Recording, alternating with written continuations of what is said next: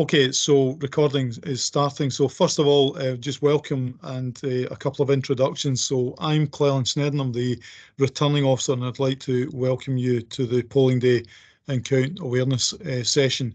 Also with me, I've got Tracy O'Hara from our elections team and Stuart McLeod, who's acting as the security manager for the election. Another colleague who's unable to be with us this evening, but just to introduce him by proxy, is Gordon Stewart, who's the Deputy Returning Officer for this particular event.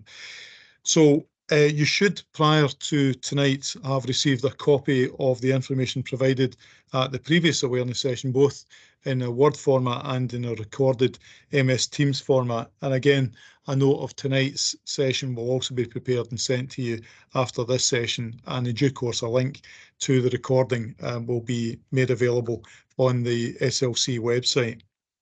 So I'm just going to run through the purpose of tonight's session. So first of all, to provide you with an update on the postal vote arrangements, to give more detailed information on polling day and count arrangements, and provide information in relation to post by-election arrangements, provide an opportunity for you to ask questions. And we're a relatively small number, so please feel free to ask questions at any point as we go through the agenda, and just use the MS Teams hand icon just to indicate that you wish to ask a question at any point, and we'll bring you in.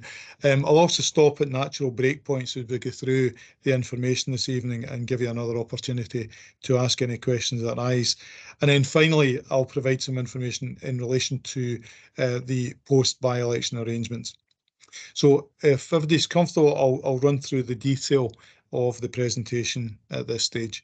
So first of all, in relation to postal vote arrangements and the issue of the postal votes, those were issued yesterday for the majority of postal voters, and a manual mailing will be sent to the remaining postal voters shortly afterwards. Anyone who spoils or loses their postal pack can, of course, receive a reissue pack by contacting the election office up until 10 p.m. on Thursday, the 6th of July. In relation to opening procedures, the full opening session, so the postal vote opening process has been conducted in the election office at 21 Beckford Street in Hamilton, so just at the side of the main council buildings, and in Committee Room 1 at Almada Street, Hamilton, ML3 0AA. Stage 1A opening commences on Thursday, the 29th of June 2023 within the election office. So just to explain that, Stage 1A involves the opening of the outer envelopes to check receipt of the appropriate documents and to record the totals received. Full opening commences in Committee Room 1, Council Offices, Almada Street, on Tuesday, the 4th of July at 2 p.m. At that point, Stage 1B then involves the scanning of the postal voting statements and adjudication of the personal identifiers. For Stage 2A, we will open Envelope A, that's the ballot paper envelope, to check receipt of both ballot papers and record the totals. And then finally, Stage 2B involves the scan of the back of the ballot papers. These stages allow us, following the close of poll, to ensure that all postal votes will be processed and ready for verification at the count on Thursday, the 6th of July. Postal vote sweeps, so we have arrangements in place to ensure that all postal votes that are received at the polling stations on polling day are delivered to the postal votes team during the day and at the close of poll. Final postal votes received from Royal Mail will be delivered to the postal votes team at 9:45 p.m. on polling day. The remainder, which have been handed into the polling stations during the day of the poll, will be prepared and dealt with at some point after 10 p.m. once the count has commenced. In terms of postal vote statistics, there have been a total of 2,977 postal votes issued for this by-election. On the polling day, just to run through the arrangements, so first of all, polling place setup. The setup will take place on Wednesday, the 5th of July 2023, ready for the staff arriving on polling day the next day. In terms of polling staff, staff will arrive at 6:30 a.m. and they'll complete their setup in time to receive voters at 7 a.m. There will be one presiding officer and one polling clerk on duty at each polling station. A polling station inspector will visit the polling places to support poll staff and the election team and assist throughout the day with arrangements. And we've also got some standby polling staff who have been recruited to work at short notice if required, if there's any late call-offs. In relation to entry to the polling place, there's a notice in place. Just a reminder that there will be a notice at the entrance to each of the polling places to advise on voter turnout, updated probably every 2 hours. What I would say is our priority is to ensure that voters are supported to exercise their vote. So we will endeavour to do that every 2 hours, but you'll understand if it's particularly busy, we will attend to voters first. In relation to polling day issues, the election office will open from 6 AM and any issues regarding polling places or polling staff should be brought to the attention of the election team as soon as possible. They can be contacted on 01698 455 745. The election team will also bring issues to my attention as appropriate. Turning to campaigning on polling day, I mentioned at the previous sessions, but I'll just summarise some of that information as follows. So firstly, the display of advertisements and publicity materials are not permitted. Campaigning and leafleting is not permitted within the curtilage of the polling place. However, rosettes with candidate or party details are permitted to be worn. However, if someone is in the polling station for a prolonged period of time, so for example, for the purposes of detecting personation, they should remove the rosette. In terms of photography, there should be no photographs taken inside the polling station. And in relation to passes, candidates and agents must show their pass should they wish to enter the polling station. At the end of the day, the close of poll arrangements, at 10 PM, the priority for presiding officers is to conclude voting arrangements, seal the ballot box, and complete the ballot paper accounts. The polling clerk will provide support with the completion of the remaining statutory documents and with clearing up the poll stationery. If you wish to add a seal to the ballot box, you can do so at 10 PM. It is helpful to allow polling staff the space and time to complete their duties prior to assisting you with any questions you may have. When all tasks are completed, all polling items will then be uplifted by the Housing and Technical Resources team within the council for delivery to the count venue. And the following will take place at the close of poll at 10 PM. Firstly, postal vote opening will be concluded. Then ballot boxes will be taken to the count venue ready for the count. A check of unused ballot papers and the ballot paper accounts, this information will be recorded and checked against the verification sheet. And then the count commences with the opening of the postal votes and the polling station ballot boxes. Moving to the count arrangements, entry to the count is strictly by pass only. Can I remind you that the deadline for passes is this Thursday? These will be issued at the start of next week, and please wear your lanyard with your pass and be ready to hand in your additional printed pass to record your arrival. You should also have photographic ID ready for checking when you arrive at the count. I mentioned previously my intent is to safely maximise the number of agents we can offer access to the count. By these arrangements, we are looking to ensure compliance with capacity limits advised by our building standards colleagues, whilst ensuring that the maximum of passes, allocation of passes are issued. So I'll just stop there. Is there any questions on the initial information shared anyone wants to raise at this stage? Okay, I'm not seeing any hands. So I'll move on to police arrangements. So just some information I'd like to make you aware of. While we've been informed that there is no intelligence to suggest that the by-election could be a target, Police Scotland have provided reassurance that they will provide a visible presence at key sites. As usual, police will be on duty at the count and they'll also patrol polling stations during the day. In addition, in line with other public events, checks may be required for bags and bulky jackets for anyone attending the count. So to avoid such checks and speed up entry, you should consider not bringing a bag to the count if possible. Again, I stress that these checks are there to provide reassurance and there is no specific threat against this by-election, either nationally or locally. However, as at all previous events, I would ask each of you to be vigilant in and around the count and bring to the attention of the count team any issues or concerns you may have. Before every by-election, we give details of procedures which should be followed if there's any need to evacuate the count centre. You will find these in the count information pack that's been issued to you and at the count, and it'll be under the section for emergency arrangements.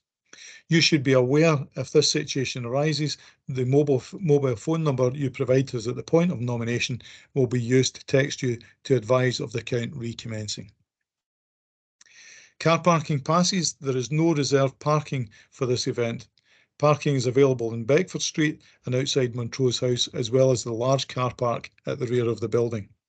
There is disabled parking in Beckford Street as well.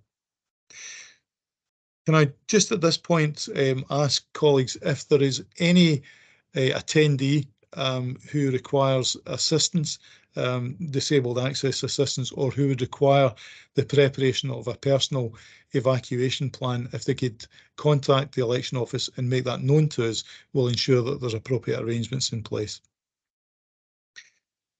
On the night, hospitality, you should be aware that teas, coffees and biscuits will be provided for candidates and agents. And obviously the building's a no smoking building, so no smoking in the grounds of the count venue, and instead smokers will be expected to exit the site and avoid gathering in front of the building or on the site. Mobile phones, I appreciate candidates and agents will have mobile phones in use, and I would ask if you're using a mobile phone that you stay away from the count workstations, because I'm conscious that mobiles nowadays have got the capability, obviously, of taking photographs, etc., and it would avoid any embarrassment and inconvenience for anyone. So if you can, use your mobile phones away from the count stations.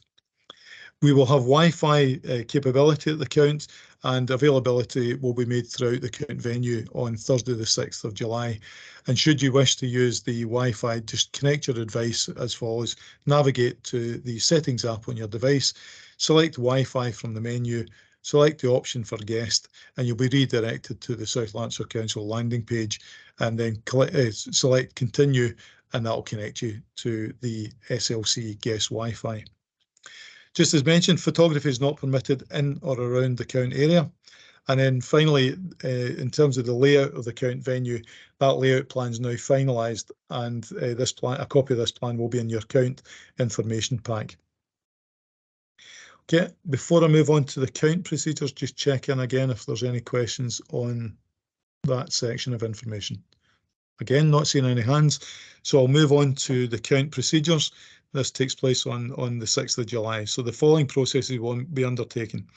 In Committee Room 1, as we mentioned, the final postal votes opening session will take place, the receipt of the ballot boxes, the receipt of all other poll stationery, and the check of unused ballot papers and the ballot paper accounts. This information will be recorded on the verification sheet. And then the commencement of the ballot box opening, followed by the e-count process.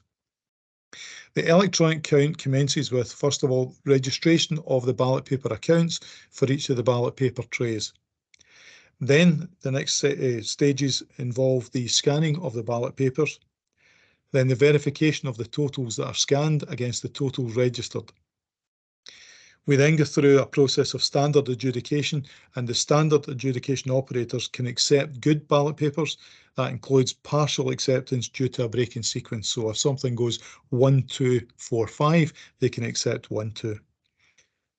They will also defer remaining doubtful ballot papers to the returning officer's adjudication for my attention.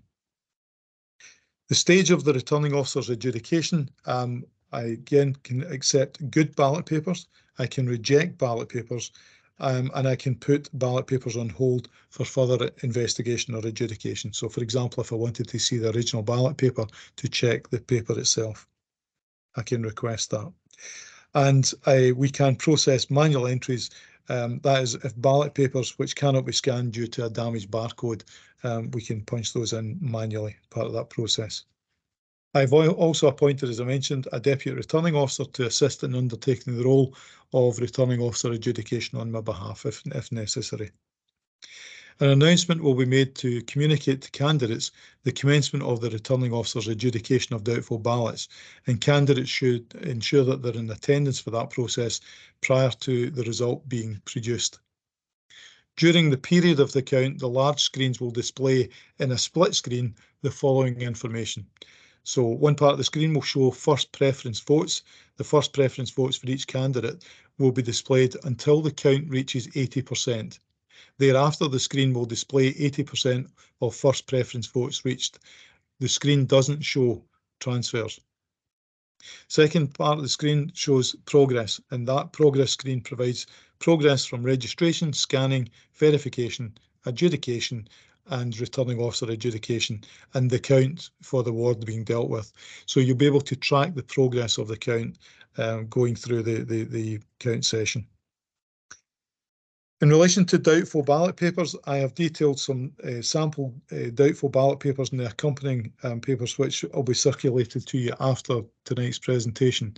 It's worth taking a few minutes to discuss the expectations for doubtful ballot papers. So decisions will be taken by myself and my deputy returning officers, and they'll be based on the Electoral Commission's guidance and placemat, and also the Electoral Management Board for Scotland's guidance. I would encourage those attending the count to make yourself aware of the contents of the Electoral Commission's placemat and the EMB guidance, as it will be used to adjudicate on ballots. And a copy of the Electoral Commission's placemat is contained within your count information pack. I also, it's my approach to do an audible decision. So for each doubtful ballot paper that comes to returning officer adjudication, I will provide an audible outcome, and I will advise you of my decision and my reasons for that. In relation to the production of a result, on completion of returning officer's adjudication, the result can then be produced by the e-count system. I want to touch on recounts. If you feel that there's anything wrong or anything you're unhappy with or have seen throughout the process, then please do not wait until the end of the night when I've discussed the result with you before raising these issues or asking for a recount. There would need to be an appropriate grounds for requesting a recount, and I'm going to stress this really strongly, not just a close result. A close result is not grounds in itself for a recount. So, as I said, if you have any issues or you're seeing anything you're uncomfortable with throughout the process, please raise it at the time. If you need any advice during the process of the count, we will also have information officers attending the count, and they can raise any issues that you raise with them directly with myself. In relation to the results, once the result has been produced, I will make arrangements to do the following. So firstly, to discuss the result information with candidates and election agents before the declaration. I would seek candidates and agents' acceptance of the result, and then provide the candidates and agents with a copy of the results. I then will make the formal declaration of the result, and successful candidates will be asked if candidates, should I say, would be asked if they wish to say a few words. The successful candidate will also receive their councillor pack at that stage, and copies of the results documents will be distributed to those in attendance at the count session and also published on the council's website. Now, final candidates and agents demonstration, we are arranging on Wednesday the 5th of July within Committee Room 1 at the council offices, a demonstration of the stages of the e-count.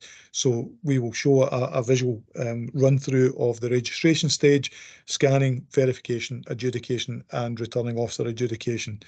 And we will review the declaration reports that I'll use during the results declaration, and also be able to answer any questions that arise. At this point, we're just waiting for the contractor who's been appointed to confirm an actual time on Wednesday, the 5th of July. As soon as that's received, Tracy will share that with candidates and agents. Again, those who are not familiar with the e-count process, I would encourage you to try and make your way along to the demonstration. I think you'll find it of interest. For those who have already seen it, it may be a good refresher. In terms of post-by-election information, so first of all, the marked registers, including the postal voters marked registers, will be available for viewing from Monday the 10th of July. Paper or electronic copies will be available as soon as possible after that date. And if you wish to access that, contact the election office directly if you want to request a copy of the marked registers. Some information you might also find helpful in relation to the limit on by-election expenses. So the Electoral Commission website provides you with guidance and related forums. If you require assistance, you can contact the Electoral Commission in Edinburgh. Their contact details are contained in the note of this meeting, which we'll receive as soon as possible after the conclusion of this session. And for the purposes of by-election expenses, the electorate figures are those at Tuesday, the 16th of May, which is a number of entries in the register on the 16th of May is 13,350. The amount per entry in the register is 7 pence, plus a lump sum of £806. So the total expenses limit should be £1,740.50. The deadline for submitting returns is Friday, the 11th of August 2023, assuming a declaration of the result on Thursday, the 6th of July 2023. And please return them to the election office at 21 Beckford Street in Hamilton. So that's a run through the information around the poll day and the count session. My intention as returning officers to deliver an accurate and safe by-election that brings and you know on this particular by-election date.